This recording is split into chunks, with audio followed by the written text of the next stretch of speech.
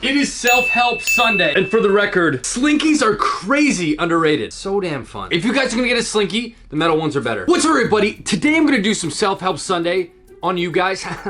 Here's what that means. I went on my Instagram at Danocracy and I posted a story saying, what are you stuck on? There's a ton of responses. There's some joke ones. If you guys made a joke one, unfortunately it's not in this video, but I did laugh. Just so you know, I did laugh at a lot of them. I thought they were pretty hilarious. Today we're focusing on more of the serious ones, just because it's like, that's the whole point of this video. First up, from OK Penelope, the duties of being a senior in high school. Fear of failure equals no progress. First off, what are the duties of being a senior in high school? I know you're asking me, but I'm asking that back. Do seniors in high school have duties? I'm gonna answer this in the way that I best know how, because I don't really know what specific duties a senior has in high school. Senior year in high school was such a weird time. The best year of high school, but also the most stressful. Mainly because you have to apply to schools, hope you get in, keep your grades up. Senior year of high school is everyone freaking out, but on the outside everyone's like, senior year.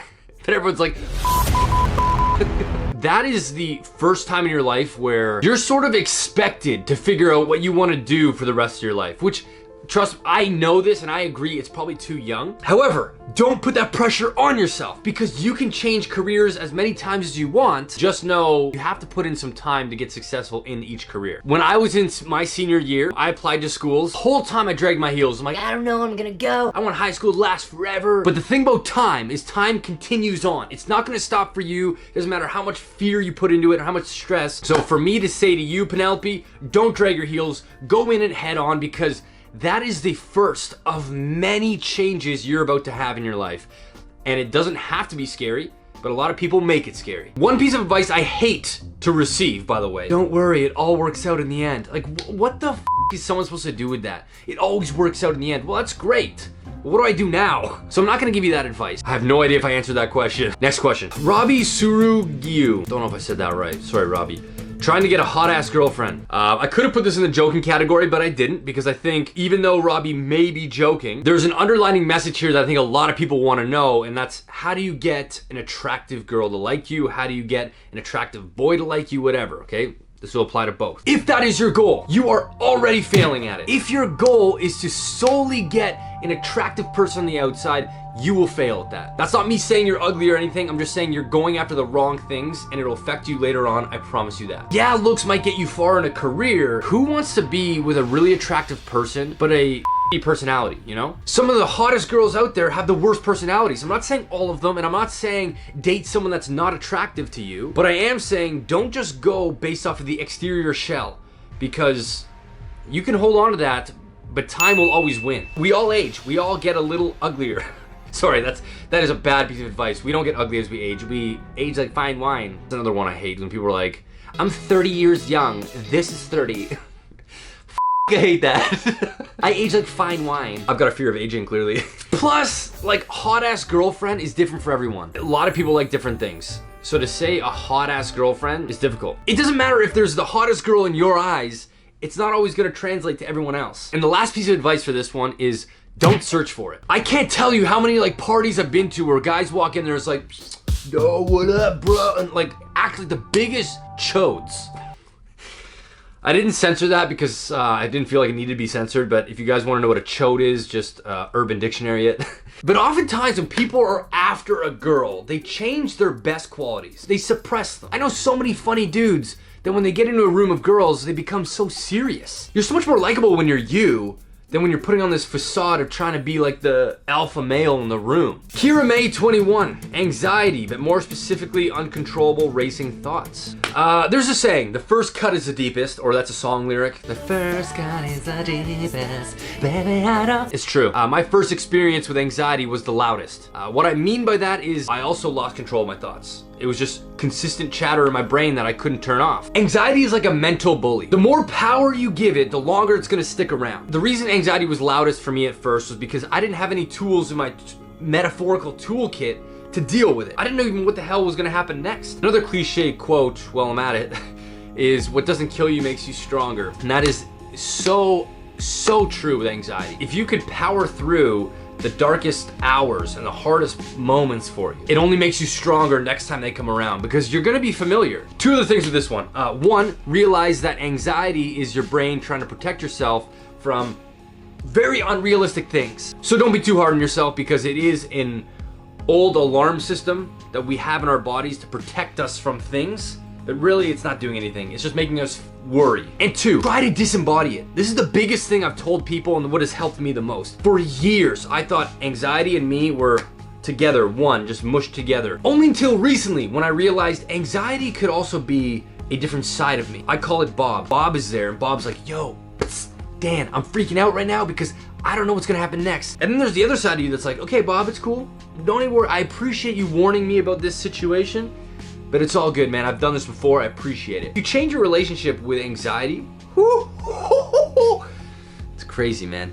It's crazy what changes in you. Next question. Dylan Atkins _. Getting over my ex. Okay, this is a good one. I actually have some tips for this. Getting over an ex is very difficult to do. Whether you broke up with them or they broke up with you, it's always a challenging thing. I'm gonna spit some advice to you guys right now. Use it, don't use it. First things first, no contact. You're trying to get over someone, so stop consistently feeding that thought with viewing them. Instagram, stop looking at their Instagrams, stop looking at their Instagram stories, but mute them.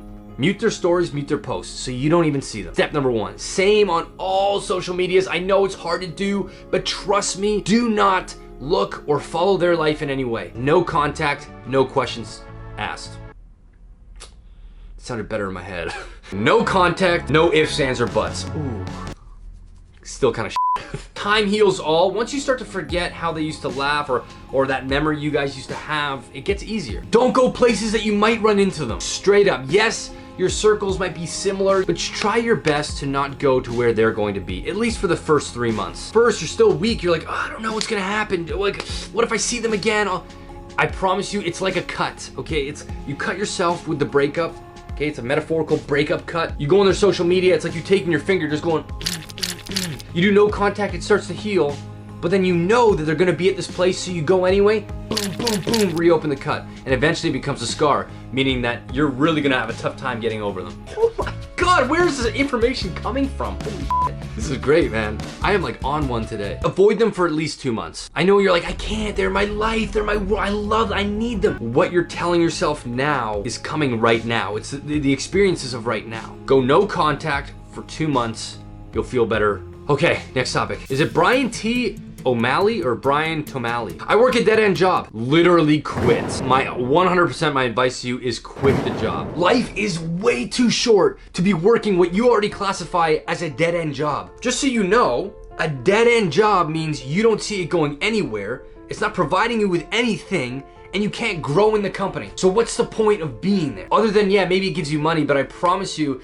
it's better to be nervous about your finances for a month or 2 months than to be in a bullshit job that doesn't make you happy, that is classified as dead end. There's literally no point to that. Or start a side hustle. Do something, but you're wasting your time. Next. My friends hate me and there's nothing I can do about it. Arlie Olvera. Okay, first off, these aren't your friends. If you're saying that my friends hate me, are they really your friends if they hate you? The definition of friend is like someone that is there for you, that is with you, to experience things that you have fun with. So to say that they hate you sounds more like the definition of an enemy. All in all, don't try to fit in with a crowd that's not you. The younger years of your life, high school, middle school, you do a lot of that. We all do a lot of that, because it's just one giant popularity contest. But as time goes on, I urge you to not try to conform to the group that you want to fit in with. Oftentimes, like when we're trying to talk to girls or guys, we suppress our best attributes because we think, nah, man, they're not into that. No, maybe they're right. Maybe I'm a bit much. No, f that. There's no such thing as a bit much.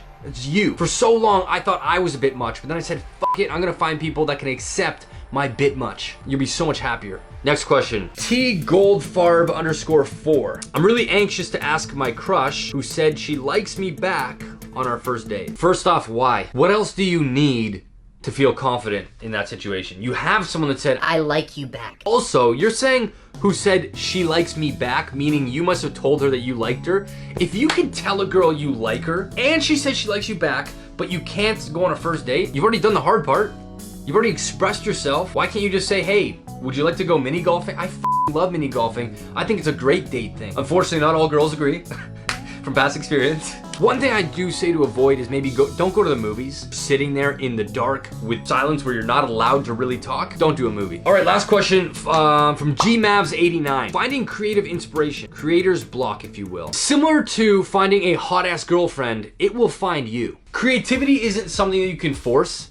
I find some of my best creative ideas have come when I wasn't thinking about them at all. I recently did a piece that says, "Are you still there?" About your inner youth asking your fun side, "Hey, are you still there?" Because like, I'm still here. And like, I know you're turning into an adult and I know there's pressure for you to be mature, but like, are you still there? You still like to have fun? I did a piece like that. I had the concept of these magnetic letters that we all had as a kid that we used to have on our fridges, trying to relay a message about my youth through that messaging, because there's a connection there. And I couldn't figure it out. 2 days later, I went to a show. It was Noel Gallagher and the Smashing Pumpkins. And I was kind of looking around the venue and I'm like, ah, man, do you know how many shows I came here as a kid? I saw Blink-182 when I was a teenager. I've been coming to this venue for years. And then I started thinking, when I was young, when I was a kid, like, you know, and then it just kind of connected and sparked itself. Another thing you can do that I often do as well, if I do have a creative block, is change up your routine. Ride your bike in a different part that you've never been. Drive your car somewhere you haven't been before. Go on a walk, do an activity you haven't done before. Because the smallest thing could just change everything. Like inspiration strikes in the weirdest places.